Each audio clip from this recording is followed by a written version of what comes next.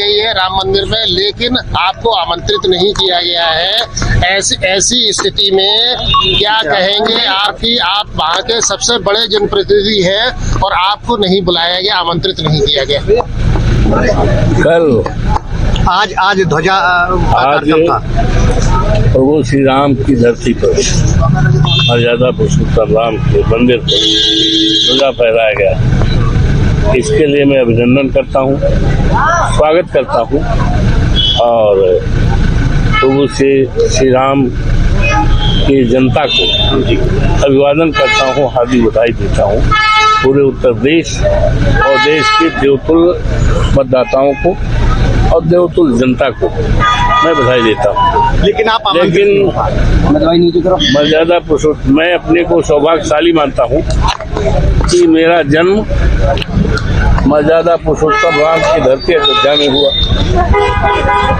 मेरी पढ़ाई लिखाई हुई, मेरे ग्रैंडफादर का नाम राम नेवल जी, मेरे पिताजी का नाम दुखी राम, मेरे भाई का नाम रामोद, मेरे मामा का नाम परशुराम, मेरे ससुर का नाम राम सेवक। तो राम तो हमारे रोम रोम में है और हम बहुत सौभाग्यशाली कि हमारा परिवार सब राम के नाम से जुड़ा हुआ और राम की कृपा से, प्रभु श्री राम की कृपा से हम 9 बार के विधायक माननीय नेताजी हर दुनिया में यादव जी और माननीय अखिलेश जी के साथ और माननीय चौधरी चरण सिंह की कृपा से और प्रभु श्री राम की कृपा से और दो देवतुल्य जनता, देवतुल्य मतदाताओं की कृपा से और अपने नेता माननीय अखिलेश जी की कृपा से अयोध्या जनपद जैसी सीट चौवन फैजाबाद चुनाव के पहले देश के लोगों की निगाहें इस सीट पर लगी हुई थी और जब आज चुनाव हो गया तो पूरे देश में 2 तरह की चर्चा है। Awadhesh Prasad Parsi being schedule caste सामान्य सीट पर कैसे जीत गए, केवल एक सब जवाब देंगे। और भारतीय जनता पार्टी जिसने कहा था हम राम मंदिर बनवाए हैं, जबकि राम मंदिर बनवाने का दावा उनका सही नहीं है। राम मंदिर तो उच्चतम न्यायालय के आदेश से बना है। कोई भी सरकार देश में होती तो माननीय उच्चतम न्यायालय के आदेश का पालन करने होता। और फिर हम राम को लाए हैं, ये किसी को विश्वास नहीं आएगा कि 22 जनवरी 24 को पहले दिन जब प्राण प्रतिष्ठा हुआ तब राम को उंगली पकड़ के लाए हैं मोदी जी, ये किसी को विश्वास नहीं। और ये कहते थे इनके लोग हम राम को लाए हैं, राम हमें लाएंगे। राम तो अवधेश प्रसाद को लाए, राम तो अवधेश प्रसाद को लाए और राम की कृपा हमारे ऊपर है। लेकिन अफसोस है कि कल आज जो है मंदिर पर तिरंगा लहराया गया। माननीय प्रधानमंत्री जी वहाँ गए, उनके जाने का मैं स्वागत करता हूँ, अभिनंदन करता हूँ और समूचे देवतुल्य जनता को, प्रभु श्री राम की जनता को अभिनंदन करता हूँ, उनके चरणों के प्रणाम करता हूँ। लेकिन हमको बुलाया नहीं गया, हमको बुलाया नहीं गया, क्या कारण है? जबकि मैं कल वेट कर रहा था, मैं आपको बताऊं किनारे हो मैं वेट कर रहा था कल 24 तारीख को मैं 1:30 बजे दिन तक स्नान तक नहीं किया। I was just waiting, card आएगा भाई, कार्ड आएगा और पता लगे हम नहा रहे हो, कार्ड वाला चला जाए। तो मैं 1:30 बजे तक इंतजार करता रहा और आज रात को 12 बजे तक इंतजार करता रहा कि हमारे पास कार्ड आएगा। कार्ड आज 12 बजे रात तक जी। सुबह भी मैंने पूछा तो मेरे पास कोई कार्ड नहीं है। और यहाँ तक जानकारी मिली है कि अयोध्या के प्रभु श्री राम की जनता को इग्नोर किया गया। बाहरी लोगों को बुलाया गया लेकिन वहाँ के लोगों को बुलाया नहीं गया। आपको जिस तरीके से आमंत्रित नहीं किया गया सबसे बड़े जनप्रतिनिधि आपके, कितनी तकलीफ आपके मन में इसको लेकर के है कि आप अयोध्या के सबसे बड़े जनप्रतिनिधि हैं, वहाँ के सांसद हैं और आपको आमंत्रित नहीं किया गया?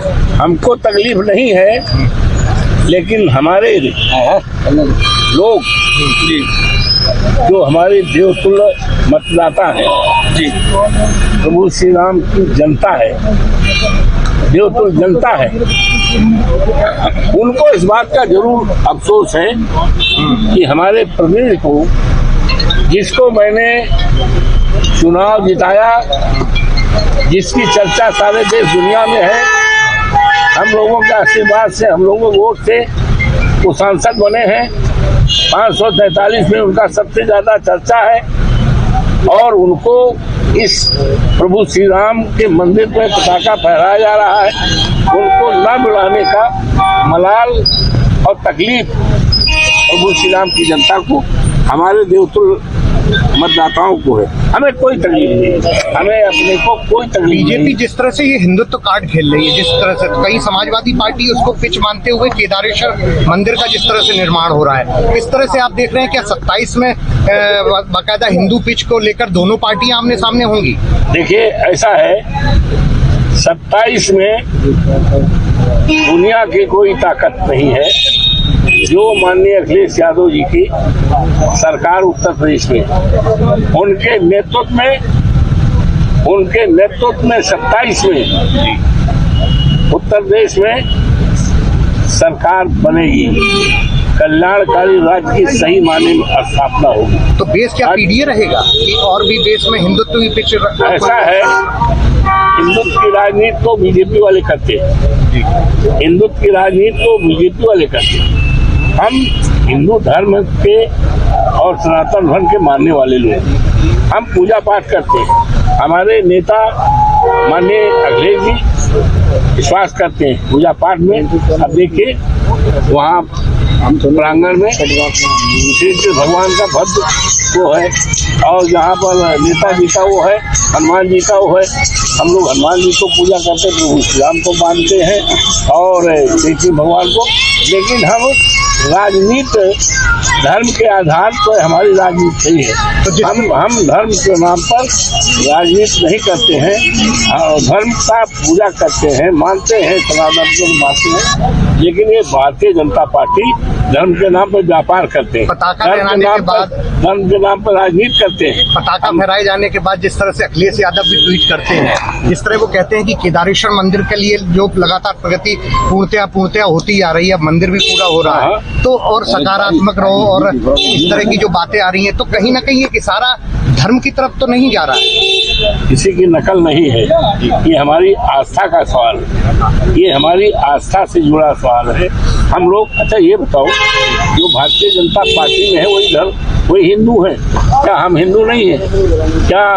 क्या आज हिंदू राष्ट्र की ये बात करते हैं?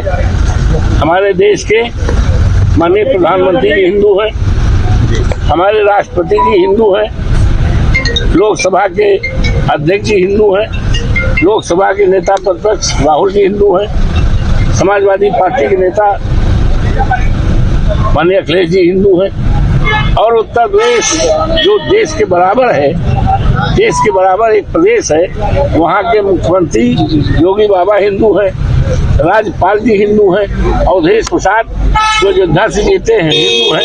तो आखिर ये क्या हिंदू, किस तरह का हिंदू राज बनाना चाहते?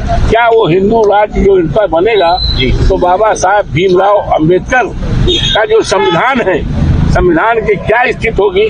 क्या हिंदू राष्ट्र बनेगा तो बाबा साहब भीमराव अंबेडकर का संविधान एज इट इज रहेगा कि संविधान को खत्म करेंगे? ये सारी बातें जब हिंदू राष्ट्र की बात करते हैं, हिंदू राष्ट्र की बात करते हैं, तो इनको सबसे पहले किस तरह का हिंदू राष्ट्र करेंगे उसका नक्शा देना पड़ेगा, ब्यौरा देना पड़ेगा। हिंदू राष्ट्र में किन किन जातियों का क्या स्थान होगा, ये सारी बातें हैं। ये धोखा है, ये धोखा है, ये जमीन पे कोई काम किए नहीं है। इसलिए इस देश की, प्रदेश की और देश की जनता को गुमराह करने का तरह तरह का सगुफा छेड़ते रहे। Thank you sir, thank you.